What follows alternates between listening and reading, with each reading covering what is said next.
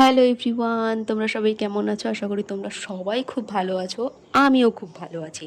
আজকে আমি তোমাদের জন্য একটা দারুণ জিনিস নিয়ে চলে এসেছি। প্রথমত যারা ডিএলএড করছো আর ভাবছো যে কিভাবে লেসন প্ল্যান তৈরি করব, তাদের ক্ষেত্রেও তো এটা উপকারে আসবেই। আর যারা ভাবছো এক্সামের সময় কিভাবে ডেমো দেবো, তাদেরও খুব উপকারে আসবে। আর সবথেকে বড় কথা, যারা আগামীতে প্রাইমারি ইন্টারভিউ দিতে চলেছো, তাদের জন্যেও খুবই উপকার হবে এই ভিডিওটা। কারণ আজকে লেসন প্ল্যানের পাশাপাশি কিভাবে তোমরা ডেমো দেবে সেটাও আমি আলোচনা করে দেব। বুঝতেই পারছো, এক ঢিলে তিন পাখি। তো চলো আর একটু সময় নষ্ট না করে শুরু করা যাক। আজকে আলোচনার বিষয় হচ্ছে ইংরাজি ক্লাস 3, লেসন হচ্ছে পিকক অ্যান্ড দ্য ক্রেন, আর স্কিল হচ্ছে শিক্ষার্থীর পর্যবেক্ষণ করার ক্ষমতা বিকাশের দক্ষতা। এটা হচ্ছে প্রথম পেজ যেরকম আছে ঠিক সেরকম লিখবে। কম্পোনেন্টসে যেরকম 4টে পয়েন্ট আছে সেরকম লিখবে।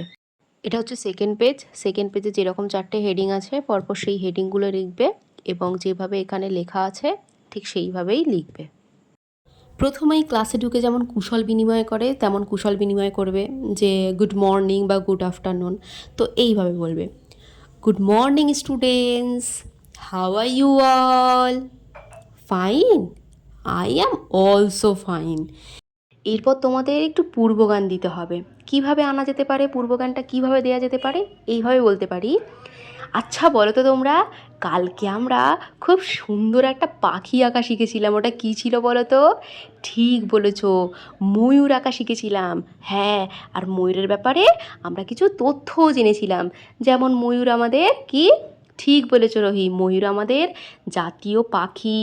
আর ময়ূর পেখম তুলে নাচে, একদম ঠিক কথা। আচ্ছা, ময়ূর তো পাখি বিশেষ আমরা জানি, আর কিছু কিছু পাখির নাম তোমরা বলো তো যেগুলো তোমরা চারপাশে দেখতে পাও। একদম ঠিক বলেছ, আমরা দেখতে পাই কাক, দেখতে পাই চড়াই, দেখতে পাই ঘুঘু, দেখতে পাই পায়রা, দেখতে পাই। একদম ঠিক। এরপর এভাবে বলা যেতে পারে, আমি আর একটা পাখির কথা তোমাদের জিজ্ঞাসা করছি, দেখি তোমরা পারো কি না, তোমাদের মাথায় কত বুদ্ধি দেখি। পাখিটা বেশ বড়, আর পাখিটার গলাটাও বেশ লম্বা, আর ঠোঁটটাও বেশ বড়। আর পাখিটা নদী নালা খাল বিলের ওখানে গিয়ে মাছ ধরে। বলো তো কোন পাখি? বাহ, ঠিক বলেছ, বক, সারস, এই পাখিগুলো। এরপর তুমি স্টুডেন্টদের বলবে যে একজনকে জিজ্ঞাসা করলে যে তুমি এবার একটু পড়ে দেখাও একটু কয়েক লাইন, সেরকম হলো। তারপর তুমি স্টুডেন্টদের বলবে যে আচ্ছা বলো তো, এই যে প্রত্যেকটা লাইন শেষে বা সেন্টেন্সের শেষে একটা করে ডট আছে তাই না? হ্যাঁ, এটাকে কি বলে বলো তো? ঠিক বলেছো রমা, ওটাকে বলে ফুল স্টপ। আচ্ছা, কটা ফুল স্টপ আছে তোমরা গুনে তোমাদের খাতায় লেখো তো দেখি। এটা হয়ে গেল, ওরা এটা করবে। যেহেতু তুমি 5 লাইন পড়াবে আর 5 লাইনের ভিত্তিতে জিজ্ঞাসা করবে, সেই জন্যে ওরা উত্তর দেবে 5। তারপর তুমি জিজ্ঞাসা করবে, আচ্ছা বলো তো, এখানে কটা বিস্ময়সূচক চিহ্ন আছে? একদম ঠিক বলেছ দেবলীনা, এখানে 2টো আছে।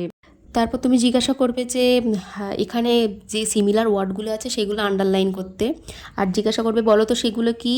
ওরা তখন বলবে যে সব ওয়ার্ডের শেষেই ইডি যোগ করা আছে। আর তুমি আবার জিজ্ঞাসা করবে যে এই ওয়ার্ডগুলোকে কি বলে বলো তো? ওরা তখন বলবে এগুলোকে ডুইং ওয়ার্ডস বলে। তারপর তুমি ওদের যে ওয়ার্ডগুলোর শেষে ইডি আছে ওই 5 লাইনের মধ্যে, সেগুলো ওদের কাউন্ট করতে বলবে। তারপর হচ্ছে এটাও তখন বলে দেবে যে এই ওয়ার্ডগুলো যেগুলো ইডি যোগ করা আছে সেগুলো ইয়েস্টারডে ওয়ার্ড, বা অতীতে যেটা হয়ে গেছে, যেটা কালকে হয়ে গেছে বা তার আগের দিন হয়ে গেছে, এগুলোকে বলা হয় ইয়েস্টারডে ওয়ার্ডস। তখন ওই স্টুডেন্টগুলো বুঝে যাবে আচ্ছা এগুলো ইয়েস্টারডে ওয়ার্ড, আর যেগুলোতে ইডি যোগ হয় না সেগুলো হচ্ছে টুডে ওয়ার্ড, বা যেটাকে বলবো বর্তমানকাল। এটা ওদের বুঝিয়ে দেবে। এইভাবে তুমি শেষ করবে। এইভাবে তুমি বললে তোমার এই স্কিলের যে 4টে কম্পোনেন্টস আছে সেই 4টেই কভার হয়ে যাবে। আজকের ভিডিওটা এতটুকুই। যদি তোমাদের ভালো লেগে থাকে তো প্লিজ সাবস্ক্রাইব করে দিও, লাইক কমেন্ট করে দিও। তোমাদের কোনটার উপর লেসন প্ল্যান লাগবে আর কোন ডেমো লাগবে আমাকে অবশ্যই কমেন্ট করে জানিও। আমি খুব দ্রুত তোমাদের জন্য সেই ভিডিও নিয়ে চলে আসবো।